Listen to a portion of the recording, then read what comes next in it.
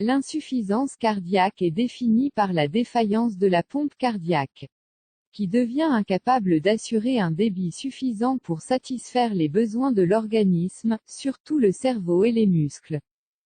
Le cœur est une véritable pompe, qui en se contractant, éjecte le sang dans les vaisseaux pour maintenir la circulation sanguine.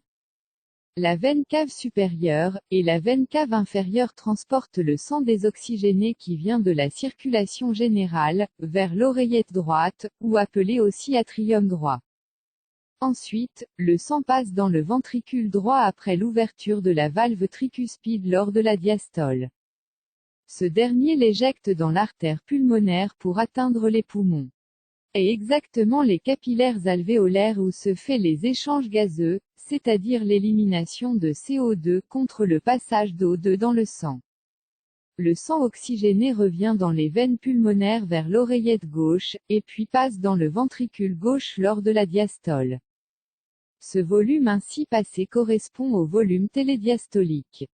Le ventricule éjecte pratiquement plus de 60% de volume télédiastolique dans l'aorte lors de la systole, correspond au volume d'éjection systolique.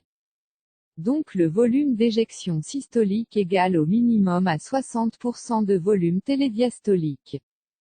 Ce pourcentage correspond à la fraction d'éjection, qui donc égale au volume d'éjection systolique sur le volume télédiastolique. Autrement le débit cardiaque est le volume sanguin éjecté par le ventricule en une minute, qui est défini par le produit de volume d'éjection systolique et de la fréquence cardiaque. Ou d'autre façon, le volume éjecté par le ventricule à chaque contraction fois le nombre de contractions par minute. Donc toute variation qui porte sur ces paramètres, retentit sur le débit cardiaque. Le volume d'éjection systolique dépend en premier, de volume télédiastolique, qui correspond à la précharge. Lui-même dépend de retour veineux et de degré de relaxation de ventricule pour recevoir ce volume. En deuxième, dépend de la capacité de myocarde à se contracter pour éjecter le sang reçu vers les vaisseaux, en parlant donc de la contractilité.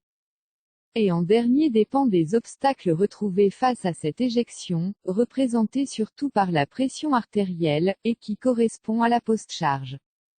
Pour la fréquence cardiaque, elle est sous la dépendance de système nerveux autonome, qui prend naissance du tronc cérébral. Représenté par le nerf sympathique, qui accélère le rythme cardiaque, et le nerf parasympathique qui le ralentit, tout ça en agissant sur le nœud sinusal.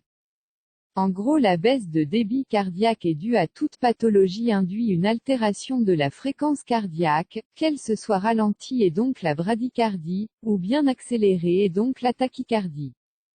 Car cette dernière se fait aux dépens de la diastole, le temps de la vascularisation du cœur par les coronaires, donc elle peut exposer au risque d'ischémie cardiaque, et donc baisse de la contractilité qui diminue le volume d'éjection systolique. Ou à toute pathologie induit une baisse de volume d'éjection systolique, et donc toute anomalie de la précharge, de la contractilité et de la postcharge. En commençant avec les anomalies de la précharge, dont aussi bien la diminution que l'augmentation est à l'origine de baisse de volume d'éjection systolique, et donc de débit cardiaque. La diminution de la précharge, qui signifie une diminution de volume télédiastolique, est due soit à un retour veineux insuffisant dû à une hypovolémie, secondaire à une hémorragie, ou à une déshydratation. Ou bien à un défaut de relaxation des parois des ventricules. Dû soit à une anomalie de myocarde représentée par la cardiomyopathie restrictive, généralement secondaire aux maladies de surcharge, par dépôt des métabolites dans les cardiomyocytes. Comme l'amylose, l'hémochromatose et la mucopolysaccharidose, rendant la paroi cardiaque rigide. Soit à une anomalie de péricarde représentée par la péricardite constrictive qui va serrer le cœur, gênant ainsi le remplissage. Donc l'hypovolémie, la cardiomyopathie restrictive et la péricardite constrictive, induisent une baisse de volume télédiastolique, et donc une baisse de volume d'éjection systolique.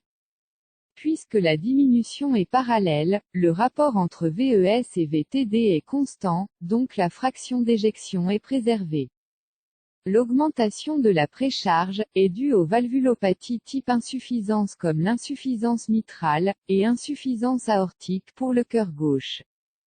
Dans l'insuffisance mitrale, lors de la contraction de ventricule, le sang normalement éjecté dans l'aorte à travers la valve aortique, passe dans l'oreillette gauche car la valve mitrale est restée ouverte. Ce qui augmente la quantité du sang dans l'oreillette, et donc le remplissage de ventricule se fait avec un volume important du sang, c'est-à-dire un volume télédiastolique important, et c'est pour cette raison en parlant de surcharge de volume. Le ventricule s'adapte à cette surcharge de volume en se dilatant pour augmenter sa contraction, répond à la loi de Frank-Starling. Et la simple application de cette loi se fait sur un élastique, plus qu'on l'étire plus la force avec laquelle il revient à sa forme initiale augmente. Mais cette dilatation au long cours va dans le sens négatif et entraîne une baisse de la contractilité, et c'est là où apparaissent les signes d'insuffisance cardiaque.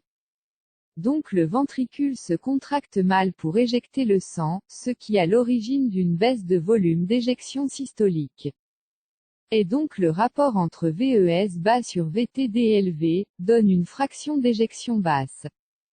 On note également une augmentation de la précharge chez le nouveau-né, qui présente une cardiopathie congénitale, représentée par les trois principales. La communication interventriculaire, la communication interatriale, et la persistance de canal artériel. Ces trois pathologies induisent le passage du sang du cœur gauche vers le cœur droit sous effet de pression. Il va y avoir par conséquence une surcharge de volume dans le cœur droit, qui va se dilater à l'origine d'une insuffisance cardiaque droite. L'anomalie de la postcharge représentée principalement par l'augmentation de cette dernière. L'augmentation de la postcharge est définie par tous les obstacles à l'éjection du sang qui peut être de plus près ou plus loin, un rétrécissement aortique, une hypertension artérielle, et chez l'enfant, une coarctation de l'aorte. Pour le cœur droit c'est surtout le rétrécissement pulmonaire, et l'hypertension artérielle pulmonaire ou HTAP. La contraction de ventricule face à ces obstacles est à l'origine d'une augmentation de la pression dans la lumière ventriculaire, c'est pour cette raison en parlant de la surcharge de pression. Donc le cœur essaye de vaincre ces obstacles par l'hypertrophie ventriculaire, pour augmenter sa capacité contractile. Et par conséquence, il va y avoir lors de remplissage un défaut de relaxation de ventricule. Et donc le volume télédiastolique est diminué, à l'origine d'une diminution de volume d'éjection systolique. Donc le rapport entre VES et VTD est constant car les deux sont diminués parallèlement, ce qui fait que la fraction d'éjection est préservée. Dernièrement, c'est l'anomalie de la contractilité.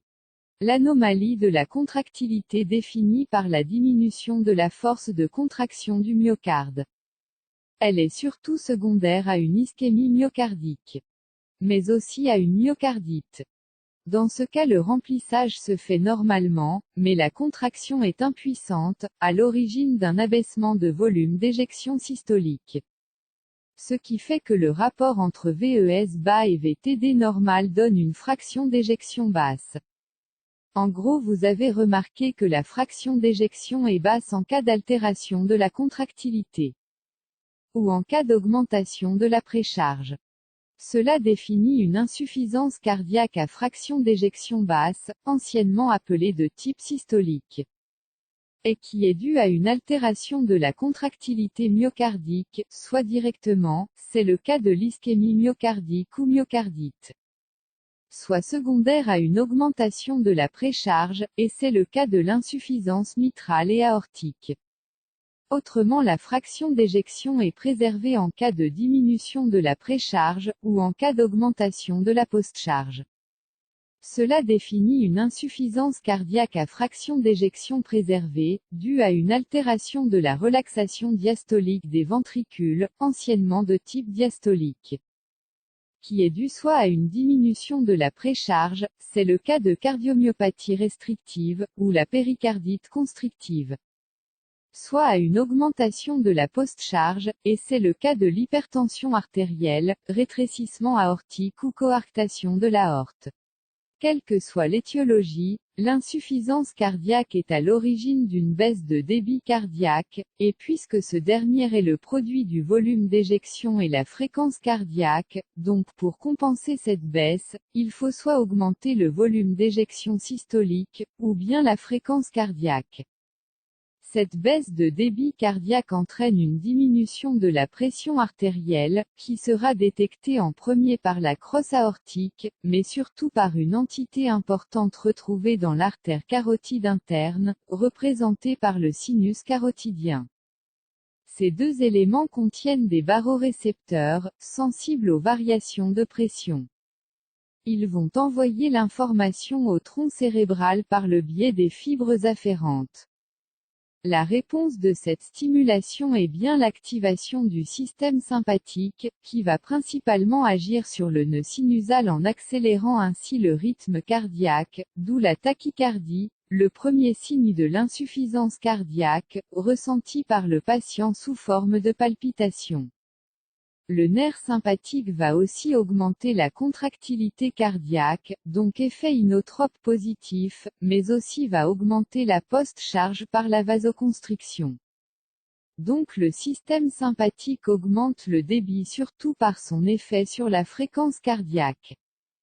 D'autre part, cette diminution de la pression est à l'origine d'une hypoperfusion rénale, qui sera détectée par l'appareil juxtaglomérulaire, sécrétant ainsi la rénine pour activer le système rénine-angiotensine-aldostérone. L'angiotensine 2 induit une vasoconstriction des vaisseaux périphériques, principalement l'artère rénale majorant ainsi l'hypoperfusion, et les vaisseaux cutanés entraînent un refroidissement des extrémités. Cela a pour but d'augmenter la perfusion des organes nobles, surtout le cœur et le cerveau. L'aldostérone par contre exerce son effet au niveau des tubules, induit une rétention hydrosodée, donc est à l'origine d'un côté d'une oligurie, et d'autre côté d'une augmentation du retour veineux et donc de la précharge, pour augmenter le volume d'éjection systolique. En gros, l'activation de système neurohormonal représenté par le système sympathique et le système rénine-angiotensine-aldostérone est une réponse à la baisse de débit cardiaque, dont le but c'est d'élever ce débit, mais le problème c'est que cette augmentation se fait en augmentant le travail du cœur qui est déjà défaillant, donc ces deux systèmes ne vont qu'aggraver l'insuffisance, et du coup, ils sont très toxiques pour le cœur. La deuxième conséquence de l'insuffisance cardiaque, est la stagnation du sang dans les cavités cardiaques, à l'origine de leur dilatation. Cette dilatation est traduite sur une radiographie thoracique, par une cardiomégalie, un des critères importants de diagnostic de l'insuffisance cardiaque. Les cellules cardiaques en se dilatant, sécrètent les facteurs natriurétiques. L'ANP par les oreillettes, et le pro-BNP par les ventricules, qui ensuite sera clivé en BNP, la forme active, et la NT-BNP, la forme non active. La BNP va agir au niveau des tubules rénaux, empêchant ainsi la réabsorption de Na+, donc favorisant l'élimination de Na+, dans les urines ou natriurèse, et donc la diurèse, tout ça pour diminuer le retour veineux et donc la dilatation. Autrement, la stagnation du sang dans les cavités cardiaques gauches, entraîne une congestion du sang dans les veines pulmonaires, qui est à l'origine d'une augmentation de la pression dans les capillaires pulmonaires, ressentie par le malade sous forme de dyspnée. Quand cette pression est très élevée, elle empêche le liquide ainsi passé par les capillaires artériels, d'être réabsorbé par les capillaires veineuses, à l'origine donc d'œdème pulmonaire.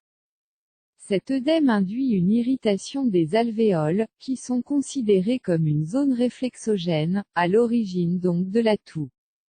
Lors de l'inspiration, quand l'air passe dans les alvéoles, il se mélange au liquide, ce mélange génère un son de crépitation, d'où les râles crépitants entendus au stéthoscope, en cas d'œdème pulmonaire. En gros, la dyspnée, la toux et les râles crépitants sont des signes de congestion pulmonaire due à l'insuffisance cardiaque gauche. D'autre part, la stagnation du sang dans les cavités cardiaques droites entraîne une congestion du sang dans la veine cave supérieure, qui se retentit ensuite sur les veines jugulaires internes et les veines jugulaires externes, à l'origine de leur dilatation. La dilatation des veines jugulaires externes est visible sur la peau, en parlant de la turgescence des veines jugulaires.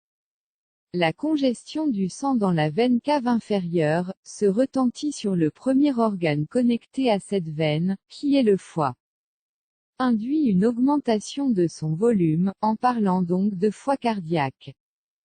Cette congestion induit une dilatation des vaisseaux hépatiques, comprimant ainsi les structures nerveuses qui les innervent, à l'origine d'une hépatomégalie douloureuse. Et au stade tardif, il va y avoir des congestions des structures basses, qui sont les membres inférieurs, donnant des œdèmes des membres inférieurs, qui sont rouges et douloureux. En gros, la turgescence des jugulaires, l'hépatomégalie douloureuse, et les œdèmes des membres inférieurs sont des signes de congestion systémique secondaire à une insuffisance cardiaque droite. Le diagnostic de l'insuffisance cardiaque est posé devant les signes de bas débit, représentés par la tachycardie, l'oligurie, et les extrémités froides, voire même la syncope quand les mesures de compensation sont dépassées. Et les signes de congestion, qui sont soit pulmonaires, secondaires à une insuffisance cardiaque gauche représentée par une dyspnée, une toux, et les râles crépitants à l'auscultation, soit systémique représentée par la turgescence des jugulaires, une hépatomégalie douloureuse, et les œdèmes des membres inférieurs. Devant ces signes, en demandant une radiographie thoracique, elle va montrer une cardiomégalie. En faisant un ECG, il va montrer les signes de tachycardie, ou les signes d'hypertrophie ventriculaire gauche ou droite. Le dosage de BNP et NT-BNP retrouve une élévation de leur taux. Et en dernier, l'examen le plus fiable qui est l'échocardiographie transthoracique, permet de mesurer la fraction d'éjection, et aussi de poser le diagnostic étiologique. Le traitement de l'insuffisance cardiaque repose en premier sur les mesures générales, représentées par la lutte contre la rétention hydrosodée, par un régime sans sel, et la restriction hydrique. Lutter contre l'activité neurohormonale toxique, en donnant des bêta-bloquants contre le système sympathique.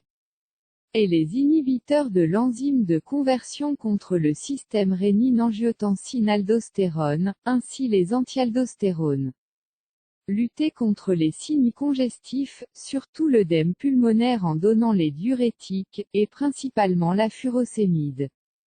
Augmenter la contractilité et donc l'inotropisme, par les inotropes qui vont augmenter le débit et diminuer les signes congestifs. Une remarque très importante, il existe deux formes d'insuffisance cardiaque, l'insuffisance cardiaque aiguë, ou dite aussi congestive, et l'insuffisance cardiaque chronique, où le patient est stable. Dans l'insuffisance cardiaque aiguë, tous les traitements médicamenteux précédemment cités sont validés à l'exception des bêta-bloquants, qui sont contre-indiqués. Car ils ont un effet inotrope négatif, et donc vont diminuer la contractilité du cœur majorant ainsi les signes congestifs. Et du coup ne sont prescrits qu'en cas d'état stable non congestif. Et à la fin, j'espère que vous avez aimé cette vidéo.